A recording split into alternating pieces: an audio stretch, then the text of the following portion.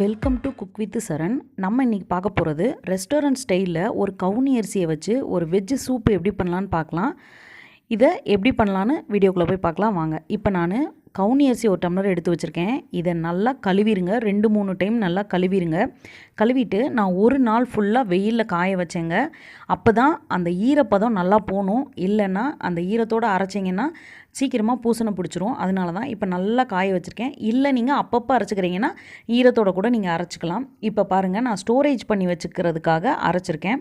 இப்போ ஒரு டம்ளர் கவுனி அரிசி எடுத்து நல்லா கழுவிட்டு காய வச்சு மிக்சியில் அரைச்சிட்டேன். அரைச்சி அதை சலிக்கிறேன் பாருங்கள். சலிச்சா மாவு இந்த பாருங்கள், கேப்ப மாவு மாதிரியே இருக்குங்க. இது கவுனி அரிசி மாவு. நீங்கள் அப்படி அரைக்காமல் கூட சலிக்காமல் கூட நீங்கள் அப்படியே சூப் பண்ணிக்கலாம். நான் அரைச்சி மாவாக எடுத்துக்கிட்டேன். இப்போ செகண்ட் டைம் அந்த குருணை இருக்குது பாருங்கள், அதையும் அரைச்சிக்கிட்டேன். நான் நல்லா அரைச்சி திருப்பி அதையும் சலிச்சு எடுத்துக்கிட்டேன். அதை சலிச்சதுக்கப்புறம் கடைசியாக குருணை இருக்கும். இதையும் உங்களுக்கு பொறுமை இருந்தால் நீங்கள் இதையும் ஒரு வாட்டி அரைக்கலாம். இல்லை அப்படின்னா இந்த குருணையை அப்படியே ஒரு பாக்ஸில் போட்டு வச்சுக்கோங்க. இது கெட்டு போகாதுங்க. இதில் கொஞ்சோண்டு 2 மிளகு மட்டும் போட்டு வச்சிங்கன்னா கெட்டு போகாது. இதை நீங்கள் என்ன செய்யலாம்னா ரவை கஞ்சி போட்டு குடிக்கிறப்ப அந்த அரிசிக்கு பதிலாக அந்த ரவைக்கு பதிலாக இந்த கவுனி அரிசியை சேர்த்துக்கோங்க, ரொம்ப நல்லது. இப்போ நம்ம அரைச்சி வச்ச மாவு பாருங்கள், நல்லா கேப்ப மாவு மாதிரியே இருக்கும். நீங்கள் தொட்டு பார்த்தீங்கன்னா தெரியும், கேப்ப மாவு மாதிரியே இருக்கும், நல்லா இருக்குங்க. இதை லேசாக வறுத்து ஒரு பாக்ஸில் போட்டு ஸ்டோரேஜ் பண்ணிட்டீங்கன்னா 1 மாதம் ஆனாலும் கெட்டு போகாது. நீங்கள் அப்பப்போ பண்ணுற மாதிரி இருக்குது அப்படின்னா நீங்கள் அப்படியே காய்ச்சிக்கலாம். இப்போ இந்த மாவை ஒரு பாக்ஸில் போட்டு வச்சுக்கலாம். இப்போ ஒரு சின்ன சட்டி எடுத்துக்கிட்டேன். நான் ஒரு ஆள் குடிக்கிற மாதிரி கஞ்சி எப்படி பண்ணுறதுன்னு சொல்கிறேன். இப்போ ஒரு ஆள்னா நான் ஒரு 2.5 ஸ்பூன் அளவுக்கு, ஒரு சின்ன ஸ்பூனில் 2.5 ஸ்பூன் அளவுக்கு தாங்க மாவு எடுத்திருக்கேன். இது ஒரு ஆள் தாராளமாக குடிக்கலாம். ஒரு ஆள் தாராளமாக குடித்தாலும் இன்னும் கொஞ்சம் இருக்கும் அந்தளவுக்கு. இப்போ நான் அதில் ஒரு செம்பளவுக்கு தண்ணி அதில் சேர்த்துக்கிறேன். இதை நல்லா கிளறி விட்டுக்கலாம். இது கட்டி பிடிக்காதுங்க, ரவை மாதிரி கட்டி பிடிக்காது, கட்டி தட்டாது, எதுவுமே செய்யாது. நீங்கள் அடுப்பை பற்ற வச்சுட்டு நல்லா கிண்டி கிளறி விட்டுக்கோங்க. இப்படி கிளறிட்டே இருங்க. அது கெட்டியாகிறதுக்கு கொஞ்சம் நேரம் ஆகும். அதுக்குள்ளே நான் பாருங்கள் கேரட் நறுக்கி வச்சுருக்கேன். கேரட்டு பாருங்கள் எவ்வளோ சின்னதாக நறுக்கிங்க. நீங்கள் எவ்வளோ சின்னதாக நறுக்குறீங்களோ சாப்பிட்றப்பையும் நல்லாயிருக்கும். அந்த கேரட்டை கொஞ்சம் பெருசாக நறுக்குனிங்கன்னா வேகிறதுக்கு டைம் ஆகும், ஸ்மெல்லும் அடிக்குங்க.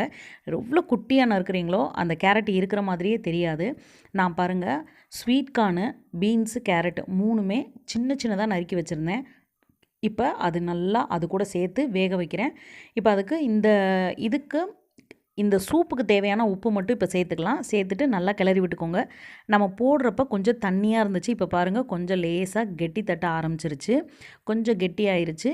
இன்னும் கொஞ்சம் நேரம் வச்சுருந்தீங்கன்னா நல்லா வெந்துருங்க. இந்த மாவு கெட்டியாக ஆரம்பிச்சிடும், உங்களுக்கு பார்த்தாலே தெரியும். பாருங்கள் கெட்டியாயிருச்சு. இப்போ இதே ஸ்டேஜில் நீங்கள் இதை இப்படியே எடுத்து வச்சு கூட குடிக்கலாம், மல்லிச்செடியும் பெப்பரும் மட்டும் சேர்த்துட்டு.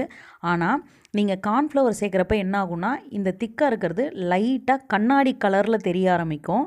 அந்த ரெட்டுலேயே மேலே ஷைனிங்காக கொஞ்சம் தெரியும், அவ்வளோதாங்க. வேறு எந்த வித்தியாசமும் இருக்காது. பட்டு பார்க்குறதுக்கு கொஞ்சம் ரெஸ்டாரண்ட் ஸ்டைலில் கொஞ்சம் நல்லாயிருக்கும், அதுக்காக தான். இப்போ நான் கார்ன்ஃப்ளவர் ஒரு அரை ஸ்பூன் போட்டு தண்ணி கலந்து ஊற்றிருக்கேன். இப்போ கொஞ்சம் நேரம் ஆனவுடனே மேலே கொஞ்சம் கிளாஸ் மாதிரி தெரியுங்க, அவ்வளோதான் வித்தியாசம். உங்களுக்கு அது வேண்டான்னா நீங்கள் கார்ன்ஃப்ளவரை ஸ்கிப் பண்ணிடலாம். இப்போ இது நல்லா வெந்துருச்சு. ஒரு 2 மினிட்ஸ் நம்ம கார்ன்ஃப்ளவர் சேர்த்ததுக்கப்புறம் ஒரு 2 நிமிஷம் கொதிக்க விட்டுக்கோங்க. அந்த கார்ன்ஃப்ளவர் வாட போகணும், அதுக்காக.